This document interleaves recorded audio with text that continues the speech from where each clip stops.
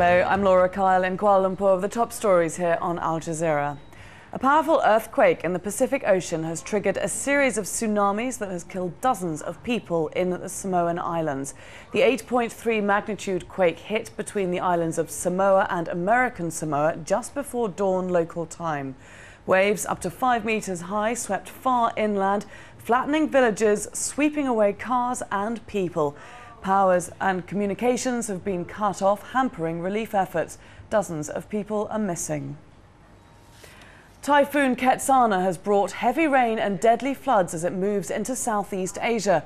A number of deaths have been reported in Cambodia and at least 41 people have died in Vietnam. Villages and towns along Vietnam's coast are struggling with the massive floods. The country's government has ordered emergency relief to the worst affected areas. Around 170,000 people were evacuated in the hours before the storm struck. Meanwhile, authorities in the Philippines are struggling to cope with the devastation left behind after KETSANA swept across the country over the weekend. The government says the storm killed 246 people and so far has caused nearly $100 million in damage. Foreign governments and UN agencies have pledged nearly $2 million in aid. Guinea's government is promising to investigate why troops from the Presidential Guard opened fire on an opposition protest on Monday. A human rights group says at least 157 people were killed in the rally in Conakry and more than 1,000 injured. The military-run government says the death toll is much lower.